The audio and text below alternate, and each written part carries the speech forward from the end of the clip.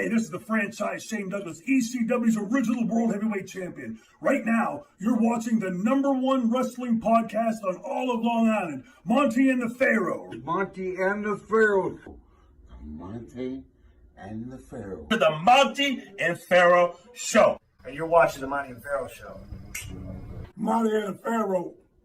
With Monte and the Pharaoh. Monte and the Pharaoh. It's Monte and the Pharaoh. Monte and the Pharaoh. Monte and the Pharaoh. Monte and the Pharaoh. Monte and the Pharaoh. Monte and Pharaoh. It's Monte and the Pharaoh. And Monte and the Pharaoh. Oh, is it Monte and the Pharaoh? Monte and Pharaoh. The Monte and the Pharaoh Show. Monte and the Pharaoh. To the Monte and the Pharaoh Show. And it's Monte and the Pharaoh, baby. Monte and the Pharaoh. With Monte and the Pharaoh. Monte and the Pharaoh. Oh, what a run. Monte and the Pharaoh. Monte and the Pharaoh. Hey, cut music. When you want the best in professional wrestling, Long Island, there's only one place you're going to get it, right here. Monte and the Pharaoh. Now, that's not just the coolest, and that's not just the best. That, my friends, is just incredible. Monte and the Pharaoh. You've got the future Hall of Famer, that rocker, Marty Jannetty, MJ in the house, and I'm sitting here with two more future Hall of Famers, Monte and the Pharaoh. We're doing that stuff and we're gonna rock it.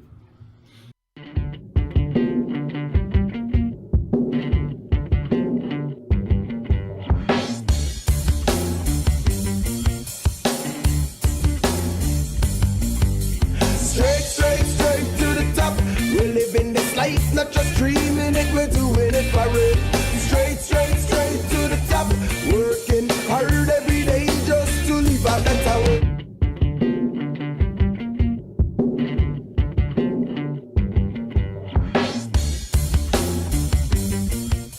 So we just got back from the big event. It was a great day for pro wrestling, at least for me. Yeah, it was really wild. You was like smiling all day. You okay? Yeah, it was pretty good, pretty good. Right. And then I'm driving back, and all of a sudden, in my car, suddenly appear none other than UWF superstar Mr. Sonny Beach. Suddenly appeared. Right. Mr. USA Tony Atlas. I was trying to take the hubcaps. And one half of the Orient Express, Mr. Pat Tanaka. How are you, Pat? Hi, man. It's an honor to be here. He knows karate. Right. He knows karate. What is the deal with that, Pat? How come every Chinese guy knows karate? You know, I was thinking that to myself on the way here, and I think it was Tony that was saying something about being stereotyped. Yes. Right? I think so. You? Never. We can't talk about why you were talking about a stereotype about, So you know. Why not? You know, yeah, exactly. Why is everybody what does everybody blame the black man for? Because we always ended.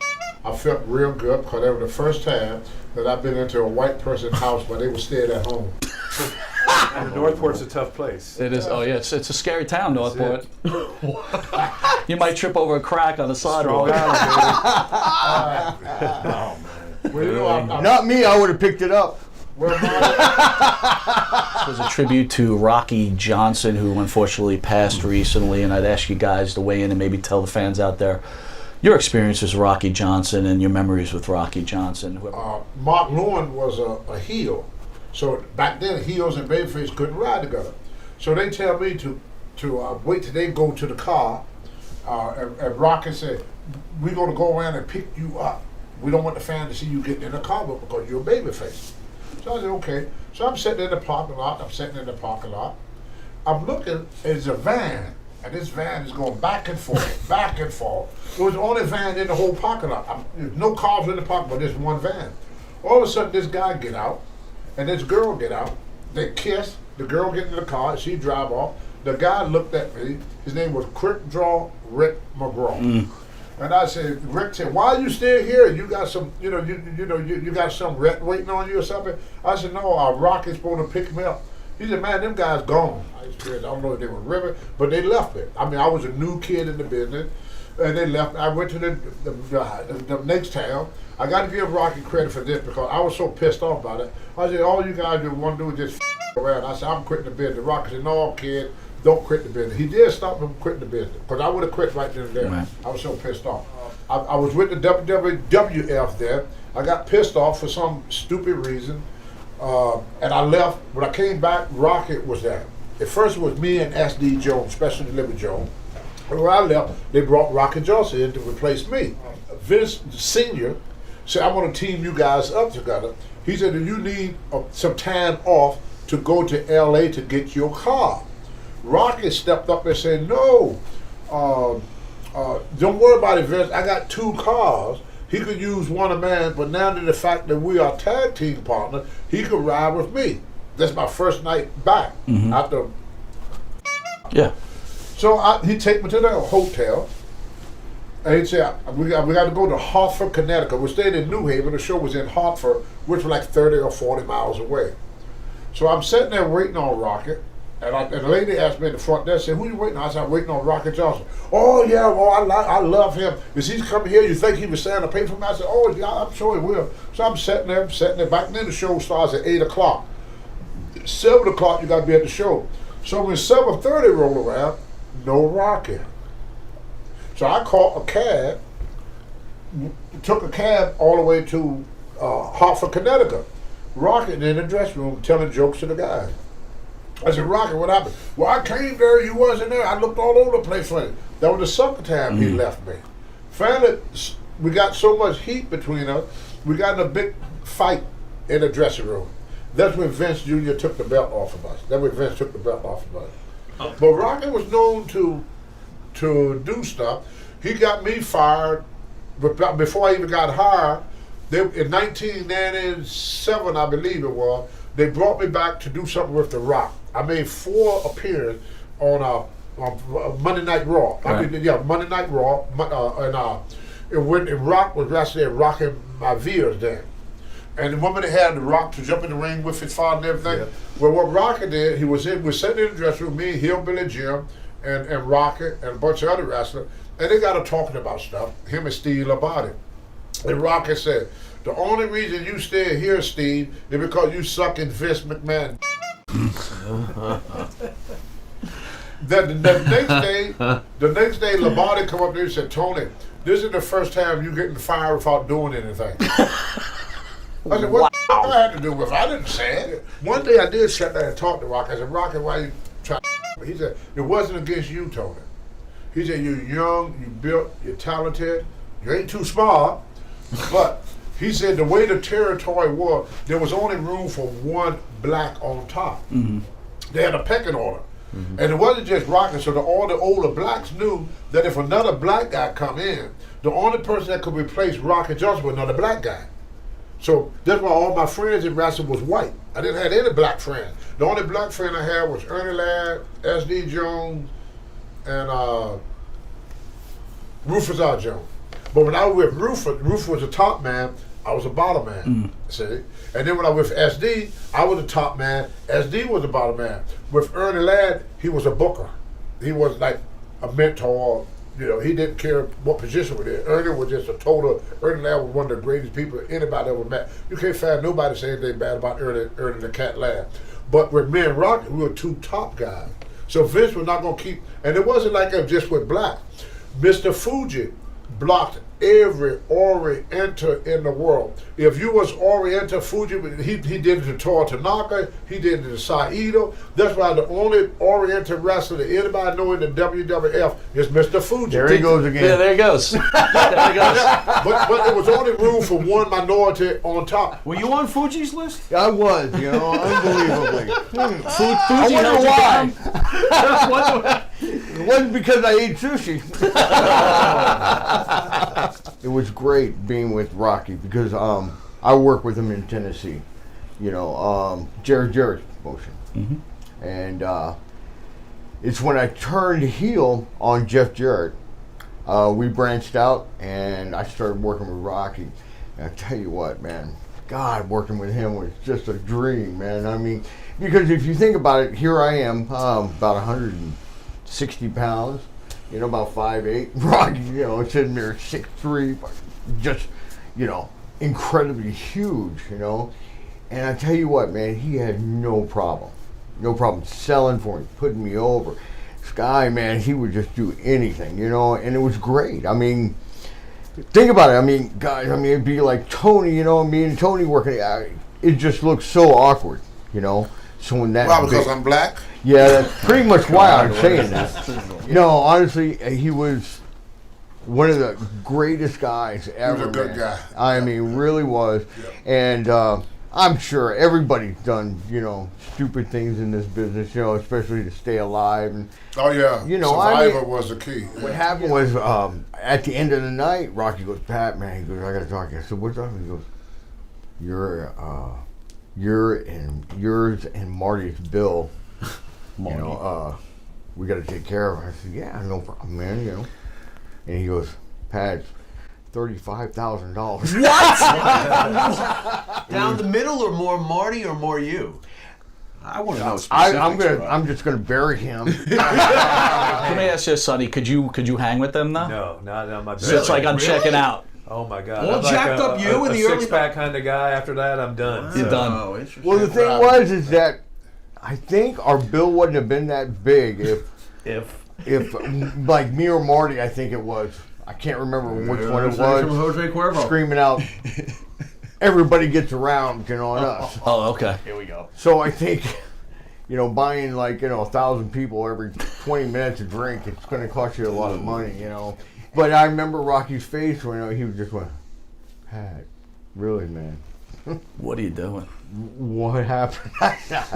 I don't remember. I've been drinking all night. And Marty's hiding under the table. I don't remember why, to tell you the truth.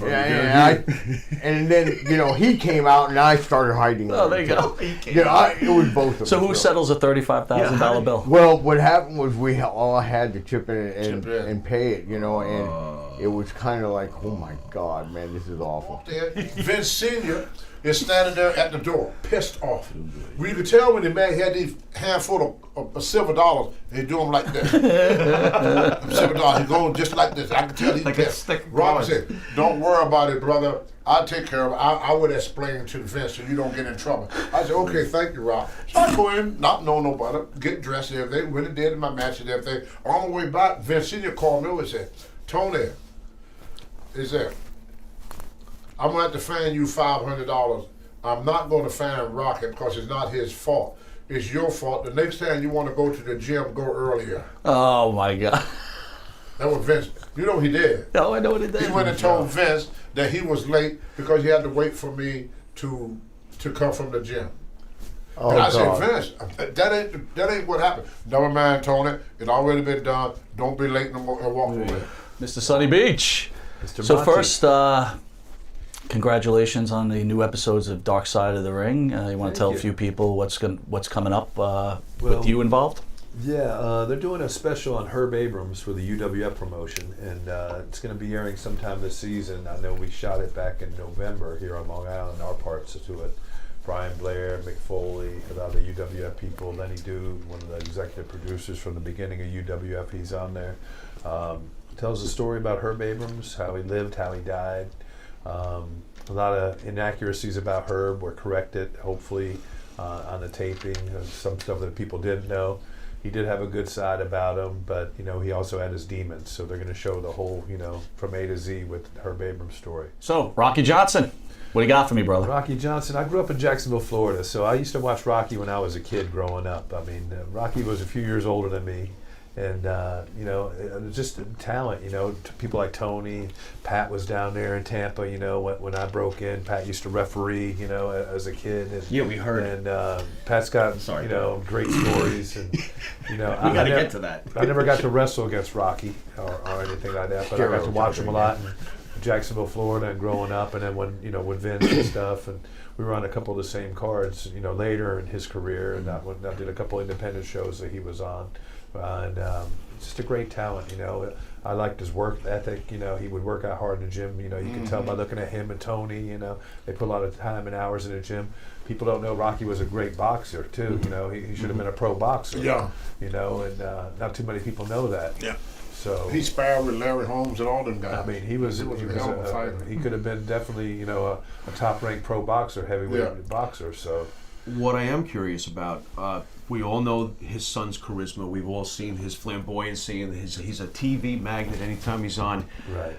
Was Rocky Johnson, and did he have some of that? Was it that an untapped source? Because we never got to see Rocky, really like do skits or do promos like an extent, like the way we see The Rock. Did he have some of that in him, or we'll just never know? Or if you take a match and Sonny take the same thing, this man can too, and you look at Dwayne Johnson wrestle in the ring, you see Rocky. That's true. He walks like his dad. He wrestles like his dad. He's a splitting image of his dad. But how about the talking? Do you think that Yes. if Rocky Johnson had been given a mic, but he have done? He had the gift of gab. Yeah, but they never put Rocky in a position where Rocky could do all Could the shine. talking. Okay. Really Not that shine. way. There was a lot of calling, name calling, laboring to blacks from other whites. To make money, you had to go along with it. It got to him. He didn't like it. Rocky wanted to be respected as the same. He wanted the same respect that another guy they have a problem with was Thunderbolt Patterson.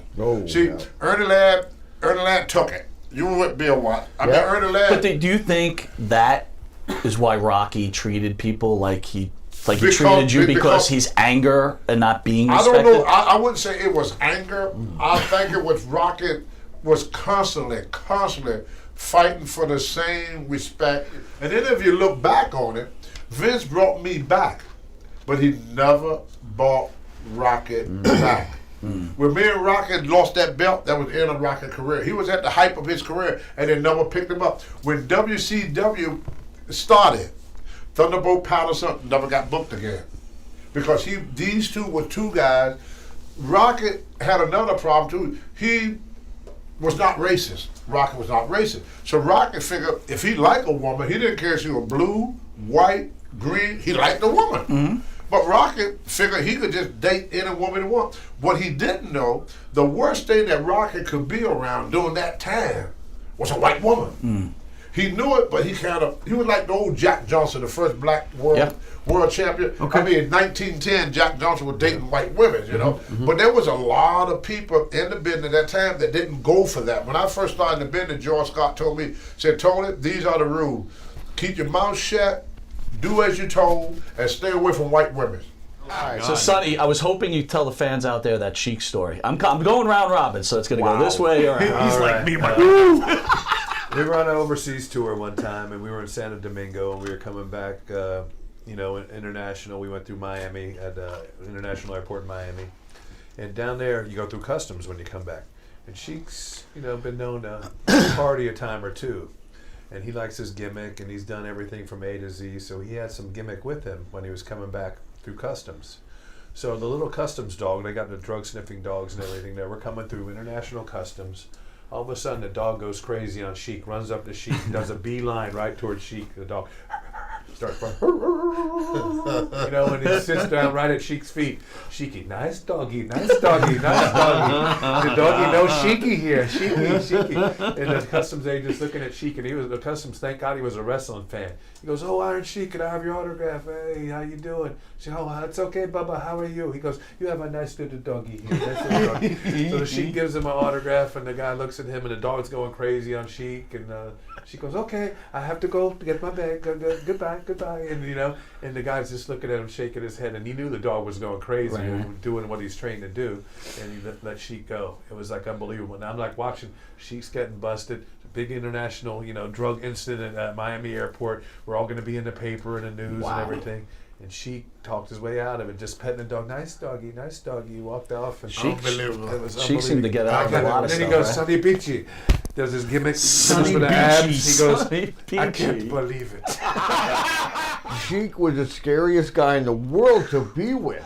Because according to Duggan, from what I remember, the only one time he drove with the Sheik was the time they got caught on the New Jersey Turnpike. Well, no, hey, wait a minute. This is even better. Okay. Now listen, I mean, we're sleeping. So he goes ahead and he pulls right up the thing, and we're sitting in the back, and I'm waking up, I'm going, we're supposed to stop like 3 or 4 miles back to put away everything like this. And he goes, don't worry, guys.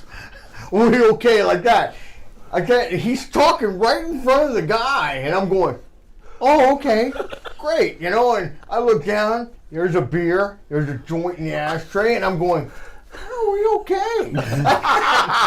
So the guy's looking at the thing and he's going, do you want to back up and get rid of that stuff? Oh. Like that? And No one wants to bust the Iron Sheik. she goes, I don't know what you're talking about. Oh my God. I go, I do. Go backwards. Sheik does it again. Yeah. So anyway, he goes,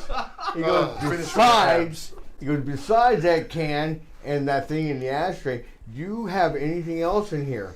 And he's going, I don't know what you're talking about, officer. I got it, and I'm going, Sheik, the trunk, man. We got to get out of here. Back up, man. He's going, shut up, Patrick. He goes, are you kidding me? I'm WWF World Champion. Get out of here. He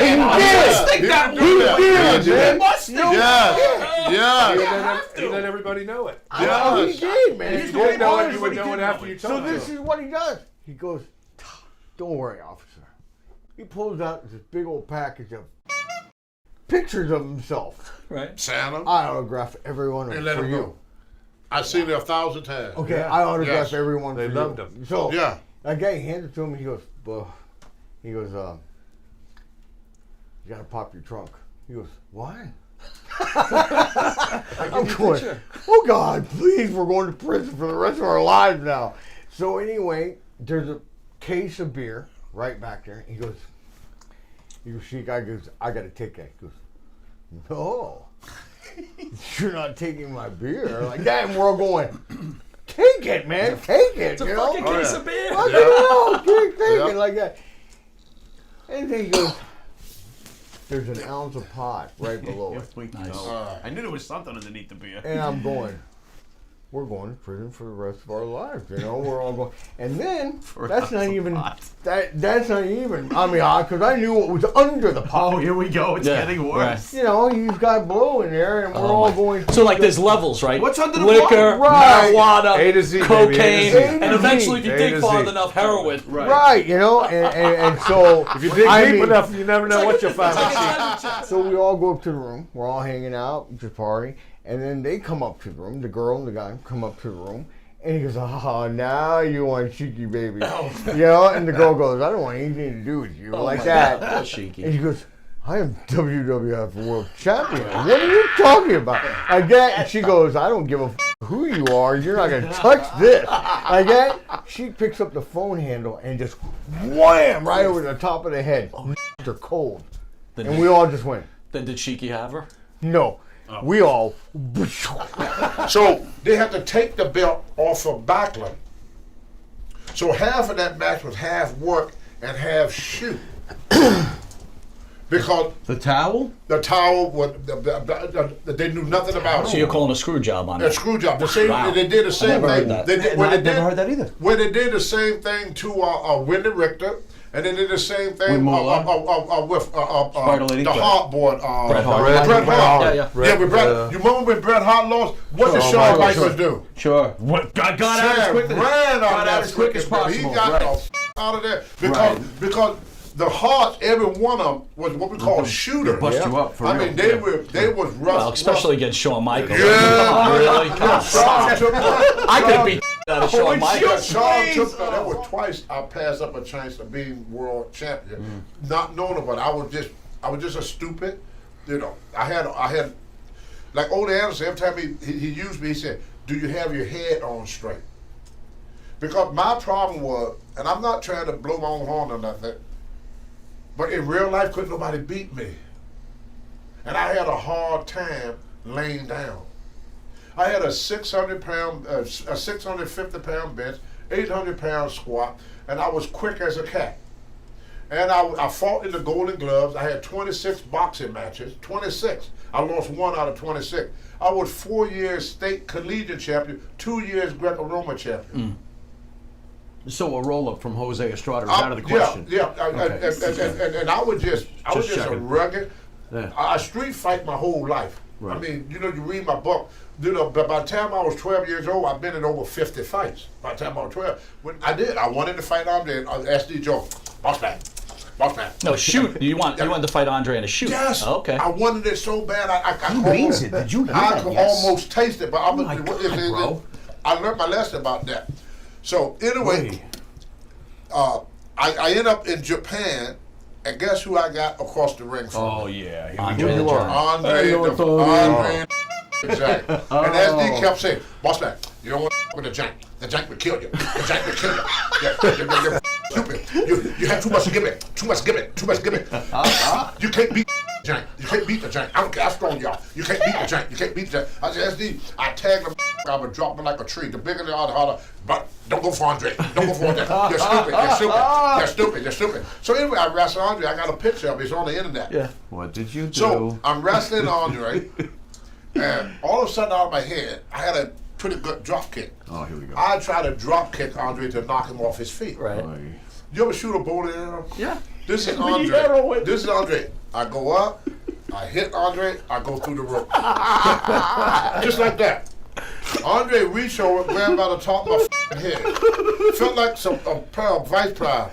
He lifted me up off from the floor. From the floor Where were the rubber to the planted? mat by my head. Oh my God. I felt, I'm like, my feet is kicking in her like this. I had no idea what I was messing with. I never met a man like this. Andre put me up to the ring. What you doing? I said, I won't do that no more. He said, okay, and he released me. I dropped the floor. Now he gets in the ring, but now he's gonna punish me. He said, I'm not gonna check your oil. I said, good. What do you mean by check your oil? Andre will lay you on your stomach. No. Take his thumb and ram it up your butthole. Nice. Great. And you couldn't move. How you gonna get him way over 500 pounds? You couldn't get him off it. Human so colonoscopy. what Andre did to me, he backed me up to the corner. Now a lot of people, you look at it on TV, it don't look bad. Right. He would take that big butt of his and hit. How did that feel, Sonny? Oh, it felt like a car was backing into I you. wrestled Andre about 6 times, and you could feel his I body lost weight my shift on lunch. top of you. Yeah, He never checked my oil. oil. Now, I'm gonna get that straight. He never checked my oil, but No. you could feel that weight shifting whenever he pinned you or back you into the corner. My God. Woo! I forgot about fighting Andre right away.